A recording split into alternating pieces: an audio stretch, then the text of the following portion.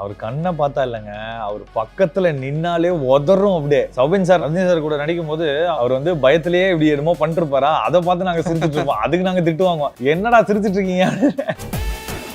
அங்கிருந்து தலைவர் வரும்போதே அந்த ஸ்பீடு ஷார்ப்பு அந்த இது ஒரு மாதிரி புல் அரிச்சிருச்சு அப்படியே.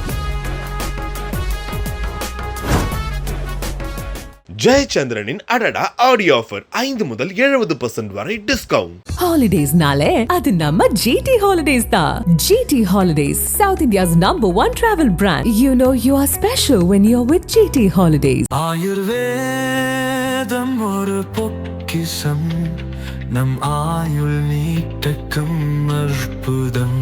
டாக்டர் ஸ்ரீவர்மாஸ். அந்த செட்ல உங்களுக்கு எப்படி ஃபீல் ஆச்சு? எனக்கு பெருமையா இருக்கு, எனக்கு ஒரு பிளெஸிங்கா தான் நினைக்கிறேன். ஆக்சுவலா ஜோவிலா இருக்கிற ரஜினி சார் வேற, ஆனா செட்டுக்குள்ள இருக்கிற ரஜினி சார் வேற. செட்டுக்குள்ள வந்துட்டாரு அப்படின்னா அந்த ஆக்ஷன் அப்படின்னு சொல்லிட்டாங்கன்னா ஐயோ தேவா தான் நிப்பாரு. லோகேஷனை வந்து இன்ட்ரோ கொடுக்குறாரு, sir junior MGR sir. Junior எம்ஜிஆரா அப்படின்னு, நீ அப்படி இருந்தியே இப்படி என்ன இப்படி ஆயிட்ட அப்படின்னாரு. இல்லை சார் நம்ம படத்துக்காக தான் குறைச்சிட்டேன். சூப்பர் எங்கேயோ போயிருவேன் அப்படின்னு. ஐயோ ஐயா உங்க வாயால நான் எங்கேயோ போயிருவேன்றது. ஏன்னா லொகேஷனுக்கு அசிஸ்டன்ஸ் தான் உயிர், அவங்க தான் பில்லர்ஸ். ஸோ அவங்க எல்லாமே பார்த்துப்பாங்க. லொகேஷன் தான் பக்காவா பண்ணி காமிப்பாங்க. ஓகே இதுதான் எனக்கு வேணும்ன்றது. ஸோ அது பண்ணாலே நீங்க எங்கேயோ போயிருவீங்க. நான் இப்போ அந்த ஆடியோ லான்ச்ல கூட ஐயோ நம்மளை பத்தி பேசலையே, நம்மளை பத்தி கூப்பிடலையே, நம்மள மேல கூப்பிடலையே அப்படின்னு நினைச்சிருந்தேன். லாஸ்ட்ல வந்து காஸ்ட் அண்ட் க்ரூ ஒரு போட்டோ எடுத்துக்கலாம் அப்படின்னு ஓடிட்டேன். ஆடி இருந்தேன், தெரிச்சு ஓடிட்டு நேரம் போயிட்டு தலைவா அப்படின்னு காலில் விழுந்து. தேவா மேன்ஷன்ல ஏதோ ஒரு முக்கியமான ரோல் இருக்கு அப்படிங்கிற மாதிரி கேள்விப்பட்டோம். வணக்கம் ப்ரோ. வணக்கம், எப்படி இருக்கீங்க? நல்லா இருக்கேன். சூப்பர். அண்ட் பாதி தான் வந்திருக்கீங்க, மீதி எங்க? மீதி வந்து கூலி படத்துக்காக போயிடுச்சு. ஓகே, ரொம்ப சூப்பரா இருக்கீங்க, பயங்கர ஃபிட்டா இருக்கீங்க. நான் உங்களை நிறைய வாட்டி பார்த்துருக்கேன் நேரில். ஒரு மாதிரி நல்ல பிரிஸ்கா ஒரு மாதிரி பயங்கரமா இருப்பீங்க. இப்போ வந்து ஒரு மாதிரி ஸ்மார்ட் ஆகி டிஃப்ரெண்டா ஃபீல் ஆகுறீங்களே. இல்லை, அப்பப்போ சேஞ்ச் ஓவர் பண்ணோம்ல. ஸோ படம் ஃபீல்டில் இருக்கோம். ஸோ அப்பப்போ படத்துக்கு ஏற்ற மாதிரி நம்ம சேஞ்ச் பண்ணோம். ஆனால் மெயினாக வந்து 158 இருந்தேன் 1947 படத்துக்கு. ஆனால் கூலிக்காக ஒரு 70 கிலோஸ் குறைச்சிருக்கேன். ஆமாம், 70 கிலோஸ்னா அதில் கிட்டத்தட்ட பாதியை விட அதிகமாக இருக்க வரும்ல.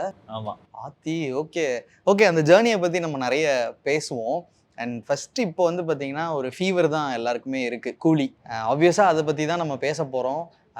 எப்படி இது உங்களுக்கு வந்துச்சு? அண்ட் நான் ஒரு விஷயம் கேள்விப்பட்டேன், கமல் சார் வந்து உங்களுக்கு லோகேஷ் கனகராஜ் கிட்ட வந்து இவருக்கு ஏதாவது ஒன்று பண்ணணும் அப்படின்ற மாதிரி சொல்லியிருந்தாருன்ற மாதிரி கேள்விப்பட்டோம். ஸோ அங்கேருந்து ஆரம்பிப்போம். அதான், கமல் சார் ஆக்சுவலாக வந்து எம்ஜிஆர் ஐயோட பெரிய ஃபேன். எல்லா படத்துலையும் பார்த்தீங்கன்னா எம்ஜிஆர் ஐயோட பாட்டு இல்லை எம்ஜிஆரோட ஃபோட்டோ ஏதாவது ஒன்று இருக்கும். ப்ளஸ் அவருக்கு வந்து எப்பவுமே இங்கே வந்து அவருக்கு வந்து எம்ஜிஆர் ஐயா வீடை பார்க்கணும் அப்படின்னு ரொம்ப ஆசை. ஸோ அதனால் ஒரு நாள் வந்தார், சுற்றி பார்த்துட்டு அதுக்கப்புறம் அவர் கட்சியை கூட இங்கே தான் தொடங்கினார். ஓகே, எம்ஜிஆர் தோட்டம். ஆமாம், எம்ஜிஆர் தோட்டத்தில் தான் தொடங்கினார். தொடங்கி அன்னைக்கு சாயங்காலம் என்னை ஆஃபீஸ் கூப்பிட்டு எனக்கு ஒரு ஹெல்ப் செய்கிறியா அப்படின்னாரு. நான் என்ன ஹெல்ப் செய்கிறது சாருக்கு, அவர் தான் எனக்கு செய்யணும், நம்ம என்ன செய்யறது அப்படின்னும் போது அவர் சொன்னார், விக்ரமில் என் கூட நடிக்கிறியா அப்படிங்கிறது. ஓ, இப்படி கேட்டாரா? ஆமாம், விக்ரமில் என் கூட நடிக்கிறியா அப்படின்னு சொல்லிட்டு ஒரு ப்ரொடக்ஷன் மேனேஜர் நம்பர் கொடுத்து நீ அவரை ஃபாலோ பண்ணிக்கோ அப்படின்னாரு. ஸோ அப்போது அந்த டைமில் வந்து விக்ரமில் நடிக்கிற வாய்ப்பு கிடைச்ச போது லொகேஷன்கிட்ட பேசும்போது ரொம்ப ரொம்ப சின்ன கேரக்டராக இருந்துச்சு. ஓகே. ஸோ அதனால் அவர் என்ன சொன்னார், இல்லை ராம் நான் அடுத்த இதில் நான் கொடுக்குறேன் நான் அப்படின்னாரு. அது ஜேர்னி போயிட்டே இருக்கும்போது லியோ வந்துச்சு. அதுக்கப்புறம் வந்து கூலி அனௌன்ஸ்மெண்ட் வந்துருச்சு. ஸோ கூலி அனௌன்ஸ்மெண்ட் பண்ணும்போது தோட்டத்தில் டர்ஃப் இருக்கு.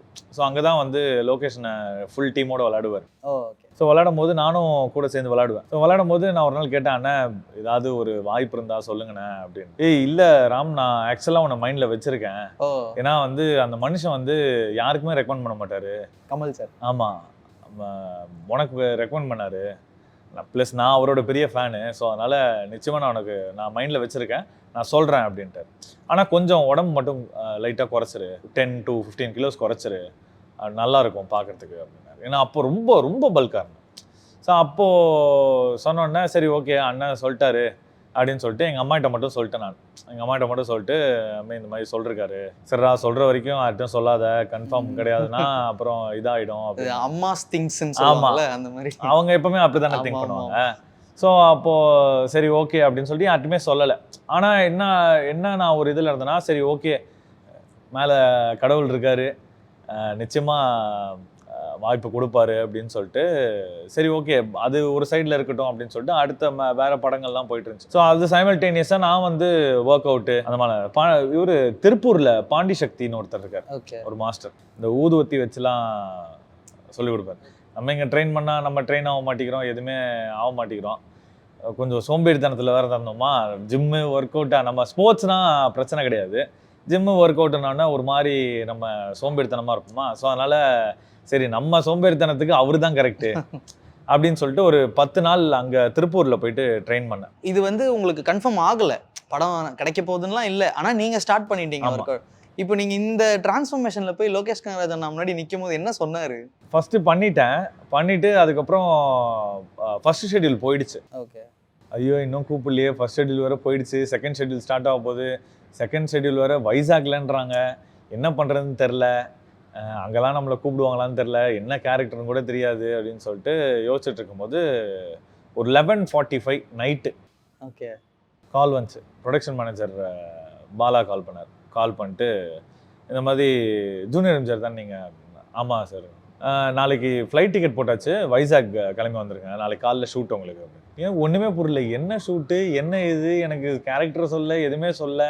சரி ஓகே என்ன இருந்தால் என்ன, கூப்பிடுறாங்க கூலி படத்தில், ஓகே போயிடணும் அப்படின்னு சொல்லிட்டு ஃப்ரெண்டு வீட்டில் தான் இருந்தேன். ஓகே, ஃப்ரெண்டு வீட்டில் இல்லை, ஷூட் முடிச்சுட்டு ஃப்ரெண்டு வீட்டுக்கு போயிட்டு அங்கேருந்து ட்ரெஸ் எடுத்துகிட்டு அதுக்கப்புறம் ஸ்ட்ரெயிட்டாக ஏர்போர்ட் போயிட்டேன். ஒரே 2 செட்டு ட்ரெஸ் எடுத்துகிட்டு ஃபுல்லாக தாடி இது எல்லாமே கேட்டேன். சார் ஷேவ் பண்ணணுமா, இல்லை வந்து முடி வெட்டணுமா, இல்லை ஏதாவது ஸ்டைல் ஏதாவது ரெஃபரன்ஸ் அனுப்புங்க, நான் வெட்டிட்டு வரேன், அதெல்லாம் எதுவுமே வேண்டாம், நீங்கள் கிளம்பி வந்தால் மட்டும் போதும் அப்படின்ட்டாங்க. சரின்னு ஃப்ளைட் பிடிச்சி கிளம்பி போயிட்டு ஏர்போர்ட்டில் இறங்குறேன், லக்கேஜ் எடுத்துகிட்டு வெளில போகும்போது சன் பிக்சர்ஸ் அப்படின்னு ஒரு கார் நிற்குது. ஓகே கன்ஃபார்ம் நம்ம இந்த செட்டுக்கு தான் வந்திருக்கோம், நம்ம கில்லிலாம் பார்த்து ஓகே உண்மை நம்ம ரஜினி சார் படத்துக்கு தான் வந்திருக்கோம் அப்படின்னு சொல்லிட்டு வந்து இறங்கினோடனே கடவுளுக்கும் லொகேஷனுக்கும் தேங்க்ஸ் சொல்லிட்டு ஏறிட்டேன் காரில். ஒரே ஒரு நிமிஷம், நம்ம இந்த ஃப்ளைட் ட்ராவல் இருக்குல்ல, அது ஒரு 40 மினிட்ஸ் இருக்குமா? ஆமா, 40 மினிட்ஸ் எப்படி இருந்தது?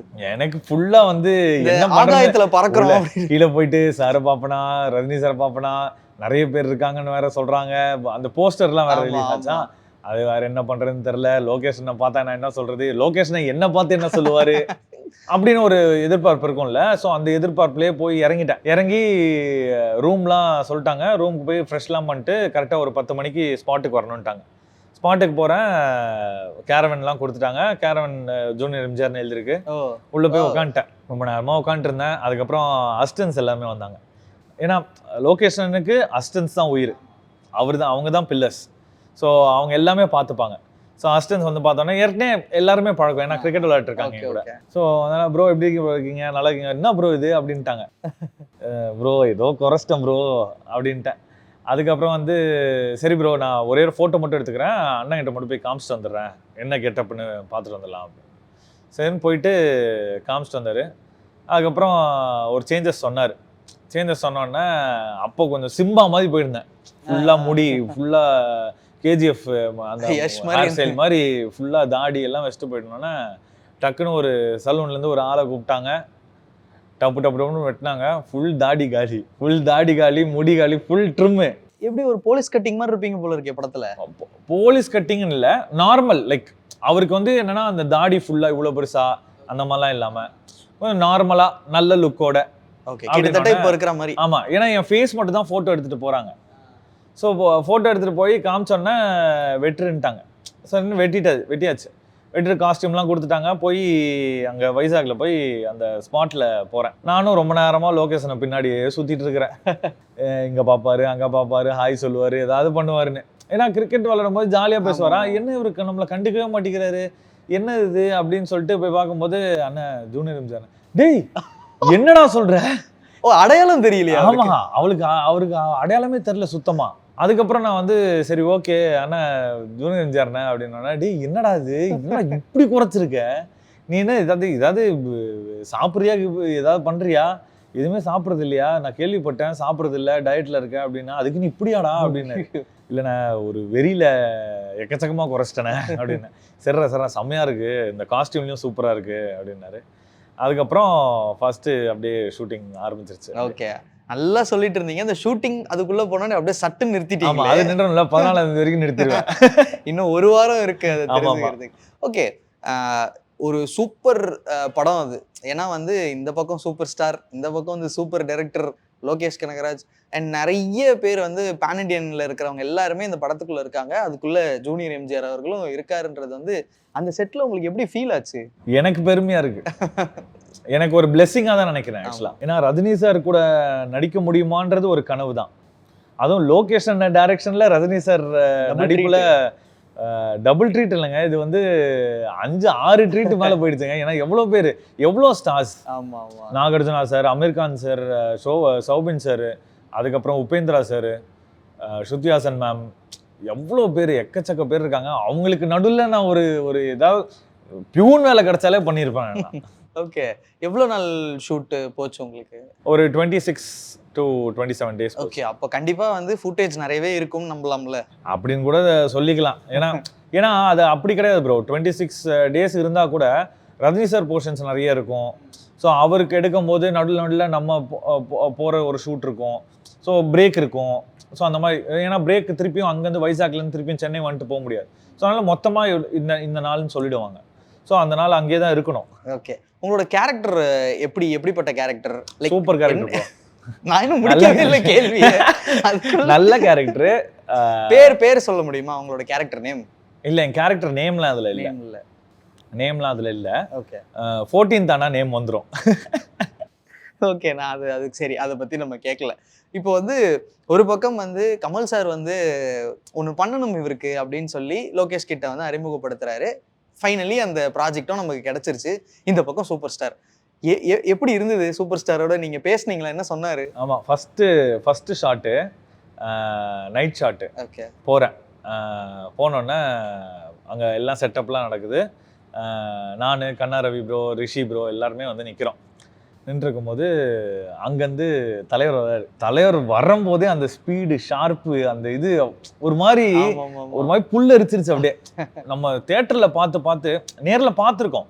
ஆனால் ஒரு வீட்டில் ஷூட்டிங் ஸ்பாட்டில் கேரவன்லேருந்து அந்த மாதிரி என்ன ரெக்கக்னைஸ் பண்ணிட்டாரு. அவருக்கு தெரியும்.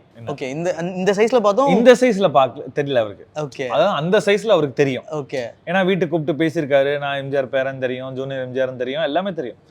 அங்கே போயிட்டு லோகேஷனை வந்து இன்ட்ரோ கொடுக்குறாரு. வா ராம், வா கண்ணா, வா ரிஷி, வான்னு 3 பேரையும் இன்ட்ரோ கொடுக்குறாரு. Sir junior MGR. Sir junior எம்ஜிஆரா அப்படின்னு, நீ அப்படி இருந்து 2வது பையன் எப்படி ஆயிட்ட அப்படின்னாரு. இல்லை சார், நம்ம படத்துக்காக தான் குறைச்சிட்டேன். சூப்பர் எங்கேயோ போயிடுவேன் அப்படின்னாரு. ஐயோ ஐயா, உங்க வாயால நான் எங்கேயோ போயிடுவேன்றது நான் வந்து கடவுளுக்கு சமமாக பார்க்குறேன். ஸோ அதனால தலைவன் உங்க வாயில நான் கேட்டது எனக்கு ரொம்ப சந்தோஷம். அதுக்காகவே நான் இந்த பட்ட கஷ்டம்லாம் ஓகே தான், அவள் தான் பறந்து போச்சு அப்படின்னு சொல்லி விட்டேன். ஓகே, நடிக்கும் போது நிறைய பேர் சொல்லியிருக்காங்க, அவர் வந்து கண்ணை பார்த்துட்டா காலி, நம்மளால பெர்ஃபார்ம் பண்ணிட முடியாது, அதனால அப்படியே ஒரு மாதிரி தான் அவர்கிட்ட நடிக்கிற மாதிரி இருக்கும். எப்படி இருந்தது அந்த காம்பினேஷன்? அவர் கண்ணை பார்த்தா இல்லைங்க, அவர் பக்கத்துல நின்னாலே உதறும், அப்படியே உதறும். ஆனா செம்ம கம்ஃபர்டபுளா ஃபீல் பண்ண, இதுவும் சொல்லியிருக்காங்க நிறைய பேர், செம்ம கம்ஃபர்டபுளா ஃபீல் பண்ண வச்சிருவாரு. சௌபின் சார்லாம் நடிக்கும் போது நாங்க இங்க நின்றுருப்போம். ரஜினி சார் கூட நடிக்கும் போது அவர் வந்து பயத்திலேயே இப்படி என்னமோ பண்ணிருப்பாரா, அதை பார்த்து நாங்க சிரிச்சுட்டு இருப்போம். அதுக்கு நாங்க திட்டு வாங்குவோம், என்னடா சிரிச்சுட்டு இருக்கீங்க. ஸோ அதனால அவர் பக்கத்துல நின்னாலே ஒரு ஆரா கிரியேட் ஆகும் அப்படியே.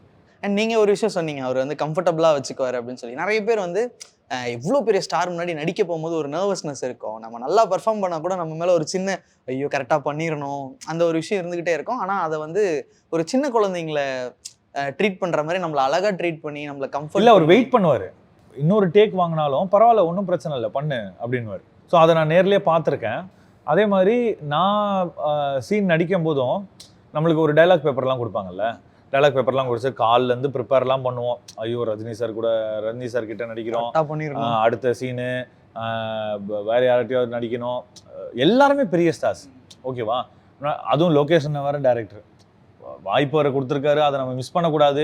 நம்மளுக்கு டைலாக் வரதே பெரிய விஷயம் அப்படின்னு சொல்லிட்டு டைலாக் பேப்பர்லாம் மனப்பாடம் பண்ணி நம்ம ஒரு வேறு மாடுலேஷனில் ஃபுல்லாக தயார் பண்ணி அப்படியே மைண்ட் ஃபிக்ஸ் பண்ணி போயிட்டேன். ஷார்ட் ரெடி, போய் உக்காடுறேன். ராம் ரெடி தானே அப்படின்னு. ரெடி தானே அப்படின்னு. சரி டைலாக் பேப்பருங்க அப்படின்னு. தோ இதுதானே அப்படின்னு. சரி ஓகே இது வேண்டாம் அப்படின்ட்டாரு. இது வேண்டாமா? காலையிலேருந்து நான் வந்து கஷ்டப்பட்டு நான் வந்து ரியாக்ஷன்லாம் ப்ராக்டிஸ் பண்ணேன். என்ன ரியாக்ஷன் பண்ணணும், என்ன இதில் பண்ணணும், அது எல்லாமே நான் பண்ணிட்டு இருந்தேன். நீங்கள் என்ன அசால்ட்டாக தூக்கி போட்டீங்க அப்படின்னு பார்த்தா, ஒன்றும் இல்லைடா, ஒன்றுமே இல்லை. என்னை பாரு, நான் பண்ணுறத பாரு, என் மாடுலேஷன், என் ஐ மூமெண்ட், என்னோட இது, அதை நீ பண்ணு போதும். நடிச்சு காட்டினாரு. ஆமாம், லொகேஷனை பக்காவாக பண்ணி காமிப்பார். ஓகே ஓகே, இதுதான் எனக்கு வேணுன்றவர். ஸோ அது பண்ணாலே நீங்கள் எங்கேயோ போயிடுவீங்க. ஓகே, அவர் சொல்லி கொடுத்ததை பண்ணாலே எங்கேயோ போயிடும். ஓகே. ஆக்சுவலாக இது ஒரு புது தகவலா இருக்கு, நடிச்சு காட்டி வேலை வாங்குவாரு அப்படிங்கிறது. ஆமாம், நடிச்சு காட்டுவார். ஓகே, ஏன்னா அடுத்து படம் வேற அவர் நடிக்க வேற போறாரு இன்னும் கொஞ்ச நாள், அதுக்கு அவர் ரெடி ஆயிட்டு இருக்கிறாரு. ஸோ அது இருக்கும் போல இருக்குல்ல, அந்த நடிச்சு காட்டி தெரிஞ்சு அதுவும் சூப்பராக தான் இருக்கும். ஓகே, இன்னொரு வெர்ஷன் ஆஃப் லோகேஷ் நம்ம பார்த்துருக்கோம். ஓகே, இப்போ இதுல வந்து ரஜினி சார் எந்த அளவுக்கு இதுல நம்ம முக்கியமோ கூட நடிக்கிற இன்னும் நிறைய பேர் இருக்காங்க. இப்போ நம்ம சோபின் பத்தி பேசினோம். அடுத்து வந்து பாத்தீங்கன்னா உபேந்திரா இருக்காரு, ஸ்ருதிஹாசன் இருக்காங்க, நாகார்ஜுனா சார் இருக்காரு. ஸோ ஈக்குவலா நாகார்ஜுனா சார் வந்து ஒரு வில்லன் ரோல் அப்படிங்கிற மாதிரி இப்போ எல்லாருமே நமக்கு ஓரளவுக்கு ஒரு அசம்ஷன் இருக்கு. அண்ட் நீங்களும் அவர் கூட பெர்ஃபார்ம் பண்ணியிருக்கீங்கன்னு சொன்னீங்க. ஸோ அந்த மனிதரோட எப்படி அண்ட் ஒரு விஷயம் வேற சொன்னாங்க, அவர் வந்து நெகட்டிவ் ரோல் பண்ணவே மாட்டாரு அப்படிங்கிற மாதிரி ஒன்று சொல்லி. ஆமாம், நானும் கேள்விப்பட்டேன் நிறைய இன்டர்வியூஸ்ல நெகட்டிவ் ரோல் இது வரைக்கும் பண்றதுக்கு நிறைய யோசிப்பாரு அப்படின்னு. ஆனா தலைவர்னு ஒருத்தர் இருக்காருல்ல, சூப்பர் ஸ்டார்னு ஒருத்தர் இருக்காருல்ல, அதனால அவர் அக்செப்ட் பண்ணிட்டாருன்னு நினைக்கிறேன். இவரும் அதே தான் சொன்னார், அமீர்கான் சாரும் அதே தான் சொன்னார். அவர் கதை சூஸ் பண்றதுக்கு வந்து 1 வருஷம் ஆகுமா, கதை ஓகே பண்றதுக்கு. இந்த கதை தான் பண்ணணும் அடுத்தது அப்படின்னு ஓகே பண்றதுக்கே 1 வருஷம் ஆகுமா. ஆனால் லொகேஷனை வந்து ரஜினி சாரோட கதை, ரஜினி சார் படம் அப்படின்னு சொல்லும் போதே ஓகே நான் பண்றேன் அப்படின்ட்டு. ஓகே, ஸோ அந்த மாதிரி ஒரு, அது எல்லாம் யாருக்காக, ஒரே ஒரு ஆள், மக்களின் சூப்பர் ஸ்டார் தான். ஆமா, ஓகே. அண்ட் இப்போ நீங்க உங்களோட எம்ஜிஆர் அவர்களோட பேரன் அப்படின்ற அந்த விஷயம் வந்து கண்டிப்பா ரஜினி சாருக்கு வந்து தெரியும், நீங்க முன்னாடியே மீட் பண்ணியிருப்பீங்க. செட்ல வந்து அதை பத்தி நிறைய கதைகள்லாம் சொல்லியிருக்காரு, எம்ஜிஆர் சாரோட மீட் பண்ணது அந்த மாதிரி எல்லாம் இது அவ்வளோ டிஸ்கஸ் பண்ண மாட்டோம். ஏன்னா அவரு, நீங்க செட்டுக்குள்ள பாக்குற ரஜினி சாரே வேற. ஓகே ஓகே, ஜோவிலா இருக்கிற ரஜினி சார் வேற, ஆனா செட்டுக்குள்ள இருக்கிற ரஜினி சார் வேற. செட்டுக்குள்ள வந்துட்டாரு அப்படின்னா அந்த ஆக்ஷன் அப்படின்னு சொல்லிட்டாங்கன்னா அவரு கண்ணுல இருந்து தேவாவா தான் நிப்பாரு. ஐயோ தேவாவா தான் நிப்பாரு. ஓகே, அப்படிதான் நிப்பாரு. ஆனா கட்டு சொன்னதுக்கு அப்புறம் ஓகேல அப்படின்னுவாரு. அதெல்லாம் பார்க்கறதுக்கே ஒரு மாதிரி சிலுத்துரும் அப்படியே உடம்புலாம். ப்ளஸ் இன்னொன்று என்னன்னா வந்து அவரு, நான் ஆல்ரெடி சொன்னேன் நான், சார் ஒரு நாள் வீட்டுக்கு வாங்க சார், நிச்சயமா வரணும் அப்படின்னாரு. ஸோ அதெல்லாம் கேட்கும்போது ரொம்ப சந்தோஷமா இருந்துச்சு. அவருக்கும் எம்ஜிஆர் ஐயா வீட்டு வந்து பார்க்கணுன்னு ஆசை இருக்கு அப்படின்னு.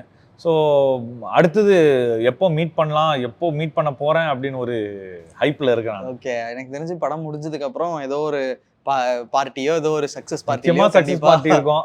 சார் அதில் ஏதாவது பார்த்து திருப்பி, நான் இப்போ அந்த ஆடியோ லான்ச்சில் கூட ஐயோ நம்மளை பற்றி பேசலையே, நம்மளை பற்றி கூப்பிடலையே, நம்மளை மேலே கூப்பிடலையே அப்படின்னு நினச்சிட்டு இருந்தேன். லாஸ்ட்டில் வந்து காஸ்ட் அண்ட் க்ரூ ஒரு ஃபோட்டோ எடுத்துக்கலாம் அப்படின்னு ஓடிட்டேன். பின்னாடி இருந்தேன், தெரிச்சு ஓடிட்டு நேரம் போயிட்டு தலைவா அப்படின்னு காலில் விழுந்துட்டு தான் மேலேயே போனேன் நான். Okay okay, nice. இப்போ வந்து ஆல்மோஸ்ட் படம் வந்து இன்னும் கொஞ்ச நாள் தான் இருக்கு, பார்ப்போம். உங்க பேர் என்ன, நீங்க என்ன ரோல் பண்ணியிருக்கீங்க? தேவா மேன்ஷன்ல ஏதோ ஒரு முக்கியமான ரோல் இருக்கு அப்படிங்கிற மாதிரி கேள்விப்பட்டோம். ஸோ தேவா மேன்ஷன்ல இருக்கீங்க அப்படின்னு சொல்லிக்கிறாங்க. இல்ல சரி, கண்டிப்பா லோகேஷனா படம் அப்படின்னாலே ஒரு குரூப் இருப்பாங்கல்ல, ஒரு வில்லன் சைடு கேங் இருப்பாங்க, ஹீரோ சைடு கேங் இருப்பாங்க. இதெல்லாம் இருக்கும்போது நீங்க நல்லவரா கெட்டவரா? அப்படிதான் நானும் திங்க் பண்ணிட்டு இருக்கேன். ஏன்னா நல்லவனா கெட்டவனானே எனக்கே தெரில படத்துல. ஏன்னா இந்த படம் பொறுத்த வரைக்கும் சன் பிக்சர்ஸ், லோகேஷன், ரஜினிகாந்த் சார், அதுக்கப்புறம் வந்து நாகார்ஜுனா சார், நிறைய ஆர்டிஸ்ட் இருக்காங்க. பேன் இண்டியா ஃபிலிம், இது budget high, they are very careful. இப்போ நான் நடிக்கிற சீன் இருக்கு பார்த்தீங்களா, நான் நடிக்கிற சீன் ஒரு ஷார்ட் இருக்குல்ல, அந்த ஷாட்டுக்கு மேலேயும் கீழேயும் என்னன்னு எனக்கு தெரியாது. ஓகே. டப் பண்ணும்போது டப் பண்ணும்போது அந்த ஷாட் மட்டும்தான். அப்படியா? ஆமா. ஓகே. அதுக்கு மேலேயும் கீழேயும் என்னன்னு எனக்கு தெரியாது. என்ன கதைன்னு தெரியாது, என்ன சீன் இதுக்கு முன்னாடி நடந்துச்சுன்னு எனக்கு தெரியாது, எதுவுமே தெரியாது. ஓகே. ஏன்னா ஆர்டிஸ்ட் எல்லாருமே வந்து ஷூட்டிங் ஸ்பாட்ல இருந்து கிட்டத்தட்ட ஒரு 2 கிலோமீட்டர் தூரத்துல தான் கேரவனே நிற்கும். ஓகே. அப்போ நம்ம ஷார்ட் அப்போ போய் பர்ஃபார்ம் பண்ணிட்டு வந்துட்டு ஷார்ட் அப்போ ஒரு கரெக்டாக ஒரு 10 மினிட்ஸ் முன்னாடி கார் அனுப்புவாங்க. சன் பிக்சர்ஸ் கார் வந்து பிக்கப் பண்ணிட்டு, ப்ரொடக்ஷன் கார் வந்து பிக்கப் பண்ணிட்டு போயிடும். ஸோ இது தாண்டி நம்ம எது கேட்டாலும் உங்ககிட்ட இருந்து பதில் வராது, எங்கிட்ட தெரியாது. இருந்து இல்ல, நீங்க இது யார்கிட்ட கேட்டாலும் பதில் வராது. ஏன்னா யாருக்குமே தெரியாது. ஓகே. ஒரு சில அசிஸ்டன்ஸ்க்கு மட்டும் தான் தெரியும். ரஜினி சாருக்கு தெரியும், நாகராஜனா சாருக்கு தெரியும், அவ்வளவுதான். ஜெயச்சந்திரனின் அடடா ஆடியோ ஆஃபர் 5 முதல் 70% வரை discount. Holidays nale adu namma GT Holidays da. GT Holidays, South India's #1 travel brand. You know you are special when you're with GT Holidays. ஆயுர்வேதம் ஒரு பொக்கிஷம் நம் ஆயுள் நீட்டக்கும் அற்புதம் டாக்டர் ஸ்ரீவர்மாஸ்.